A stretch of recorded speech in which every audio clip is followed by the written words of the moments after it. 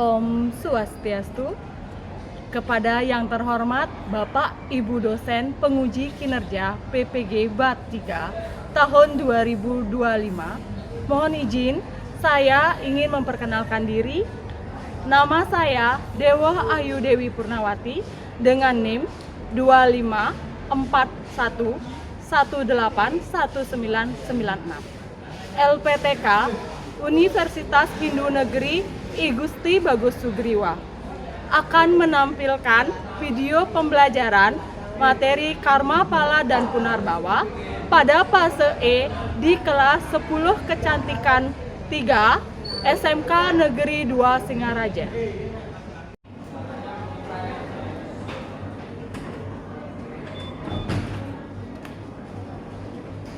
Selamat pagi anak-anak.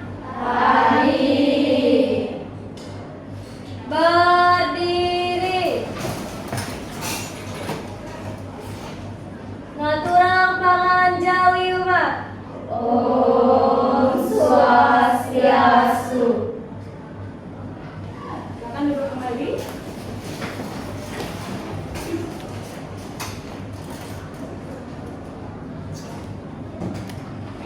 Sebelum Ibu memulai pembelajaran hari ini, mari kita berdoa terlebih dahulu. Oke? Sekarang silakan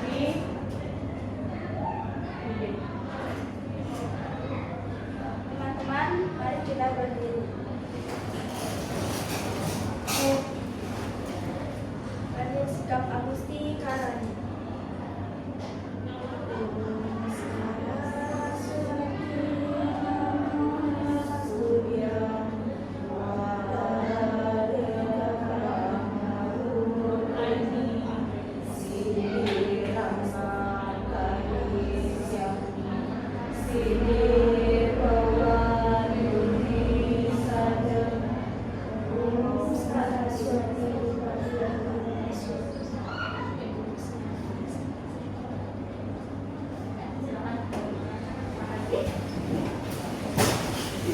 Ya, karena kita sudah memulai berdoa, sebelum saya melanjutkan, maka saya akan mengabsen atau kehadiran kalian. Oke? Kadek Minawia, Sonia, Sukreni, Suprini, Suwardani, Dewi, Leoni. Nah, mungkin tadi pada slide sebelum berdoa ini kita sudah sedikit membaca ya. Nah, mungkin sedikit anak-anak membacanya. Saya akan memberikan sebuah gambaran. Kira-kira di dalam benak kalian gambar apakah? Silakan dipikirkan terlebih dahulu. Jika ingin menjawab atau mengungkapkan pendapatnya, silakan ajukan tangan. Ya, silakan saudari. Menjawab, Bu, menurut saya gambar itu adalah gambar tentang kehidupan dari lahir sampai meninggal. Ya, ya, terima kasih. Silakan duduk kembali. Ada lagi? Ya, silakan Indah. Menjawab, menurut saya gambar itu merupakan kehidupan manusia. Kehidupan manusia. Ya, baik, terima kasih. Ya, dari gambaran ini, kedua temannya semua jawabannya hampir mendekati. Nah, sebelum saya melanjutkan ke materi, ada sedikit pertanyaan formatif yang dimana ada 3 pertanyaan yang saya sajikan ya. Yang pertama, apa pengertian dari Pancasrada? Ini ada kaitannya tentang Karma Pala dan Punarbawa. Yang kedua, sebutkan bagian dari Pancasrada dan dari nomor 3 dan 4. Hanya saya bertanya 2 saja, 3 dan 4. Panca kan ada 5 ya. Nah, itu sedikitnya. Saya baru sedikit menggambarkan nomor 1 jawabannya. Nomor 3, apakah Punarbawa disebut juga dengan reinkarnasi dan apa alasannya? Nah, kira-kira silakan dibaca terlebih dahulu dari 3 pertanyaan yang Ibu sajikan. Ada yang mau menjawab nomor 1 dulu? Ya, silakan. Saya izin terlebih jawab. Jadi pengertian Pancasrada merupakan 5 keyakinan atau kepercayaan. Ya, benar sekali. Panca artinya 5, Srada artinya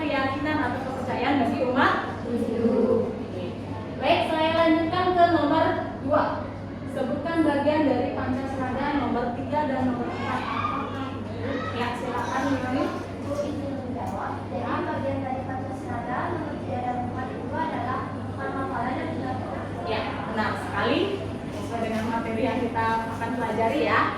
Yang ketiga, apakah Punarbawa itu disebut juga dengan reinkarnasi? Ya, silakan ya. Izin menjawab. Iya. Ya, karena reinkarnasi artinya adalah kelahiran berulang kali. Reinkarnasi dan Punarbawa itu adalah kelahiran yang berulang. Jadi ketiga pertanyaan ini adalah satu keterkaitan. Nah, pada pagi hari ini sebelum saya ke tujuan pembelajaran, saya mengambil pembelajaran itu tentang PBL yang dimana problem based learning. Nanti akan saya berikan masalah ya kepada anak-anak. Nanti akan saya bentuk diskusi kelompok.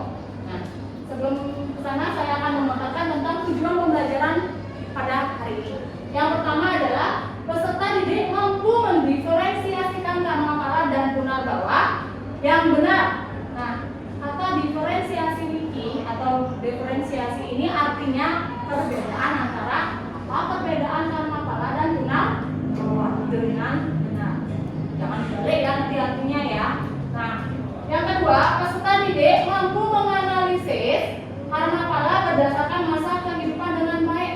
Apa sih analisis itu? Mencari apa ya kira-kira karmapala yang berdasarkan masa kehidupan. Nah, yang ketiga, peserta didik mampu menguraikan sebab-sebab terjadinya Punarbawa dengan tepat. Nanti sudah sedikit kita ketahui kuncinya. Punarbawa adalah kelahiran kembali. Apa penyebabnya? Itu yang kita carikan. Dan yang terakhir adalah yang keempat, peserta didik mampu menyimpulkan hubungan karmapala dengan Punarbawa dengan tepat. Ya, ini yang akan kita bahas pada pagi hari ini. Sebelum saya lanjutkan, saya akan memberikan link, di mana di link tersebut silakan diambil HP-nya ya. Di link tersebut akan saya bagikan link tentang gaya belajar sesuai dengan gaya belajar yang anak-anak sukai. Di sana ada 3 pilihan, audio, video atau visual dan audio. Ya, oke. Ya, silakan dibuka HP-nya dan dipilih gaya belajar apakah yang anak-anak minati. Nah, dari hasil gaya belajar dari jawaban anak-anak masing-masing, di sini saya tampilkan presentasi dari gaya belajar yang kalian pilih. Nah, warna biru itu menunjukkan pilihan anak-anak adalah audio visual, yang dimana menonton video berupa suara dan gambar sekaligus. Ya. Dan di sini terlihat 31,3% pemilihnya. Dan yang warna orange itu adalah visual. Ini ya. Dengan membaca, melihat gambar grafik ataupun tabel. Terpilih lumayan banyak ya, karena visual hanya melihat gambar, berarti suka membaca atau literasi ya. Dan yang terakhir warna kuning, audio, dengan cara mendengarkan langsung ceramah atau diskusi. Mungkin lebih sedikit, hanya 12% saja. Sudah ya? Sudah saya kirimkan ya. Nih. Untuk materi sudah ada di sana dalam bentuk link, ada dalam bentuk audio visual, ada dalam bentuk visual maupun audio. Nah, untuk saat ini, Ibu tadi kan sudah menyebutkan bahwa akan memberikan sebuah masalah pembelajaran ini dalam bentuk PBL, Program Based Learning, yang dimana Ibu akan memberikan sebuah kasus tentang karmapala dan Punarbawa. Dalam sebuah kasus tersebut, anak-anak akan mendapatkan beberapa pertanyaan. Silakan nanti didiskusikan. Nah, pada saat ini anak-anak boleh membagi kelompoknya. Karena jumlahnya 19 orang, maka saya bagi kelompok jadi 4 kelompok, yang dimana ada salah satunya terdiri dari 4 orang. Ya, yang lainnya 5. Ya, saya persilakan untuk mencari kelompok. Boleh bentuk berlingkar, boleh berjejer, boleh. Silakan sesuka anak-anak. Oke.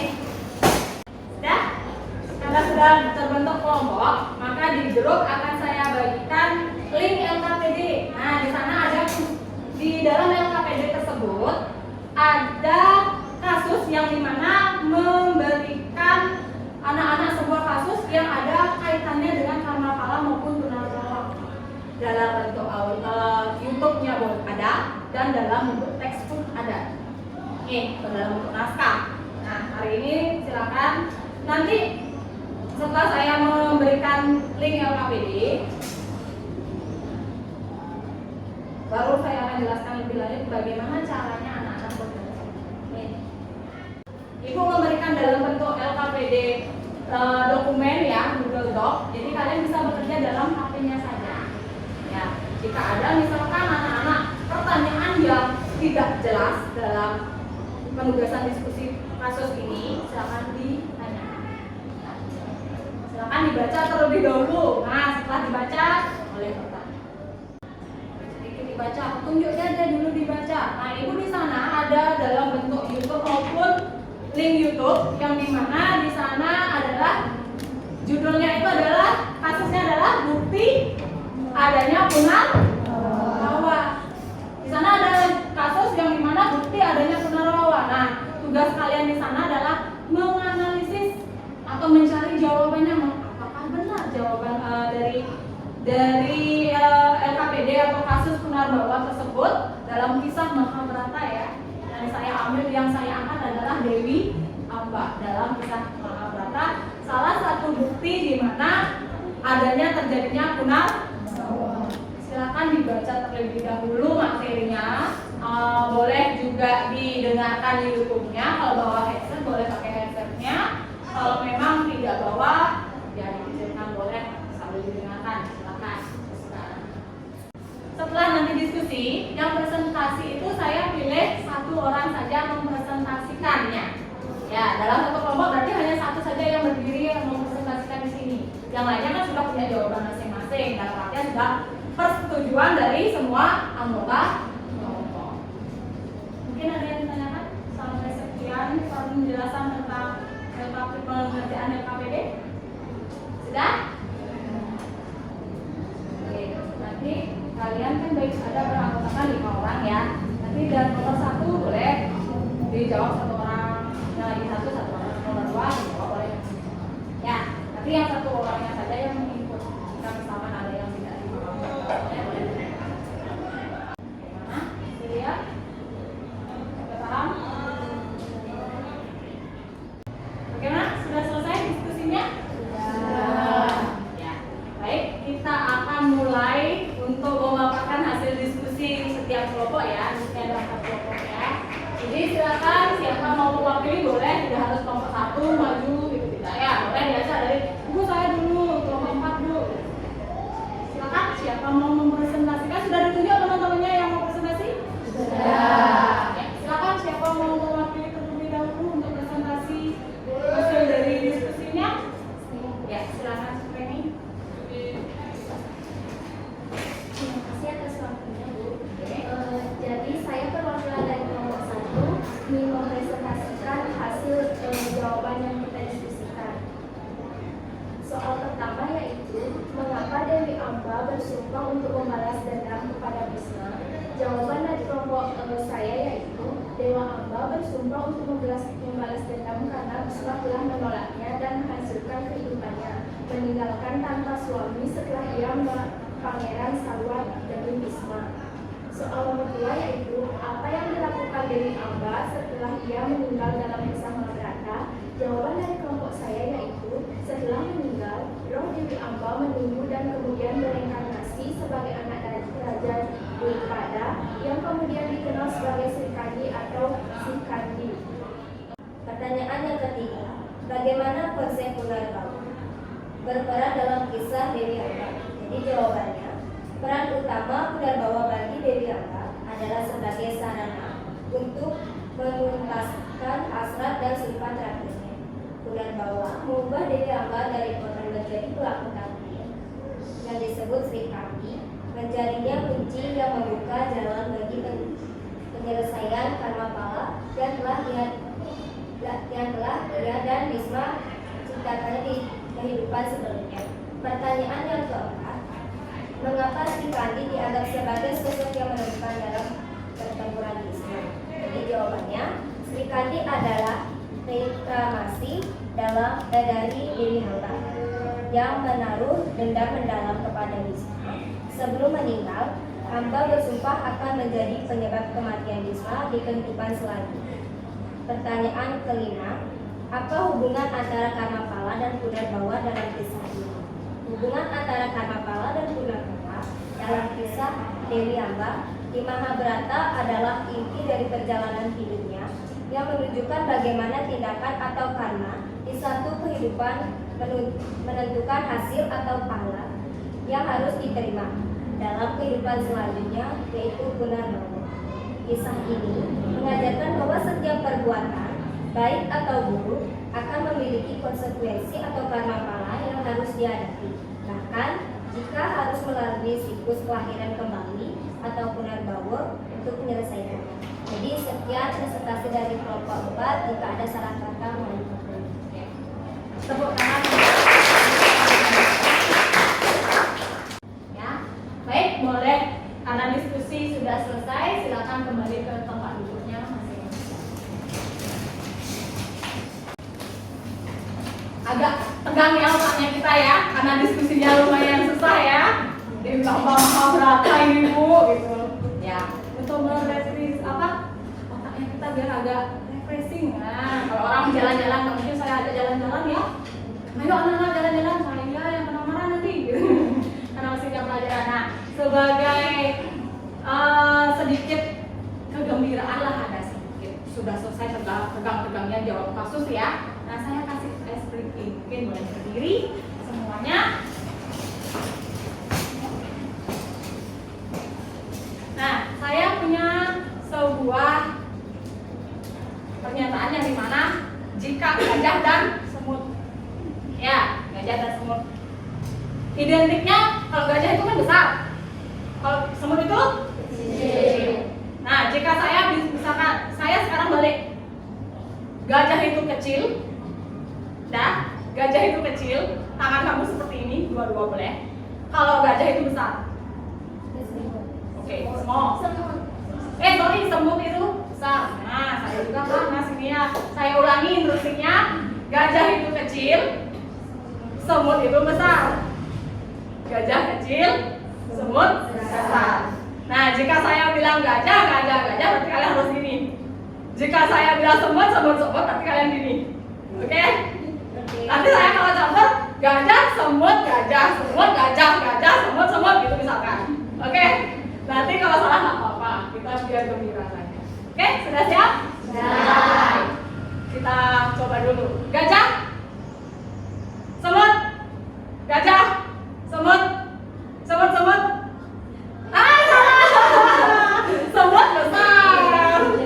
besar. Oke? Gajah, semut, gajah. Oke, nah saya sebagai salah. Ada juga pasti salah ya. Oke, lagi sekali saja ya. Saya ulangi. Gajah, semut. Saya mau sengaja ini ya. Saya mau sengaja seperti ini. Lagi sekali. Gajah, semut, gajah, semut. Oke, benar. Dan Ibu mengulangi lagi ya. Pada intinya, pada pembelajaran kasus tadi yang sudah Ibu berikan, pada intinya adalah sebuah karma pala atau karma pala dan Punarbawa semuanya adalah hubungannya sangat erat. Jika kita berbuat, maka kita akan punya hasil yang dimana nanti akan kita nikmati nanti. Entah itu sekarang, entah itu nanti, antara dan berikutnya. Karena adanya karma wasana, maka kita akan mengalami kelahiran kembali, yang disebut dengan Punarbawa. Nah, sama juga halnya saat ini. Ibu, saya punya dendam sama Bu Dewayu nih. Pada saat kelahiran saya berikutnya, saya akan harus ketemu sama Ibu. Senang ya ketemu saya lagi. Ya, kalau saya sebagai wujud laki-laki nanti ketahuan nggak saya jadi Bu Dewayu. Kita nggak pernah tahu ya. Hanya itu sekedar gambaran bahwa membuktikan bahwa Punarbawa itu ada. Baik, untuk selanjutnya saya akan, karena sudah diskusi dan sedikit pemaparan materi tentang Punarbawa dan hubungannya ya, itu sudah langsung klop, dan tadi sudah Ibu memaparkan juga hasil perbuatan yang sekarang akan akan dinikmati sekarang, ada perbuatan yang dulu belum habis akan dinikmati sekarang. Itu di bagian-bagian karma kala dalam berdasarkan masa kehidupan yang disebut sancita, prarabdha, dan kriya. Itu ya bagian-bagiannya. Hubungannya antara karma kala dan punarbawa satu sama lain. Ya. Baik, untuk hari ini karena pembelajarannya untuk studi kasusnya sudah selesai, saya akan berikan link assessment yang dimana anak-anak akan mengerjakan. Nah, dalam bentuk word wall nanti saya akan kirimkan linknya. Ini bentuknya saja ya, biar kalian tergambar. Di dalam word wall atau krisis zaman dulu itu masih krisis. Sekarang disebut dengan word wall yang dimana ibu di sana memberikan 10 soal mengenai karma kala dan punarbawa, dan saya akan mengirimkan linknya.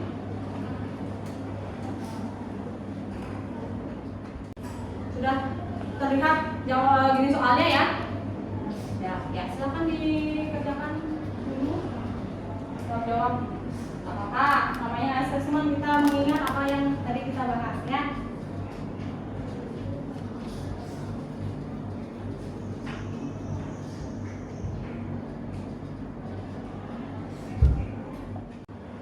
Susah ya, gampang ya. Nah, itu tentang punarbawa dan karma kala saja. Tadi sudah sedikit pembahasan di pembukanya. Sudah diskusi kelompok, sudah semua ada jawabannya. Sudah semua selesai ya. Nah, oke. Untuk selanjutnya, mungkin sebelum saya menyimpulkan kegiatan pada pagi hari ini, ada yang mau menyimpulkan? Apa yang kita bahas hari ini? Ada yang mau? Dari siswa dulu baru saya. Ya, silakan. Izin menjawab. Jadi, kesimpulan dari materi yang kita bahas hari ini yaitu karma kala adalah hasil dari perbuatan dan punarbawa adalah kelahiran kembali. Ya.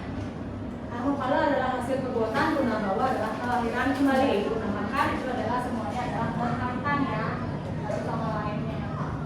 Nah, baik, Ibu akan memaparkan kesimpulan pada pembelajaran kali ini. Hal yang dapat kita petik dari pembelajaran hari ini adalah kisah Dewi Amba, kasus yang sudah Ibu berikan ya, yang terlahir kembali sebagai Sri Kandi, mengajarkan bahwa setiap perbuatan baik ataupun buruk akan memiliki konsekuensi atau karma kala yang harus dihadapi. Bahkan jika harus melalui siklus kelahiran kembali atau disebut juga dengan punarbawa. Untuk menyelesaikannya, jadi hubungan karma kala dan punarbawa sangat erat karena adanya ikatan karma wasana. Hal inilah yang menentukan kelahiran berikutnya. Baik, sebelum saya menyelesaikan ini, saya akan kasih refleksi lagi sekali dalam bentuk link ya. Silakan dijawab. Itu adalah bagaimana hal-hal, ada kalau tidak salah ada 4 ya. Refleksi sabar dulu. Ini diisi dulu link refleksi pada pagi hari ini, pembelajaran hari ini.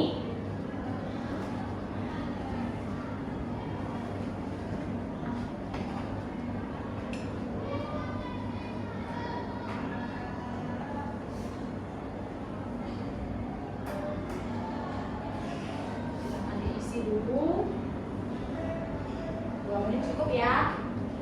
Gampang-gampang pertanyaan, bagaimana perasaan kalian setelah mempelajari?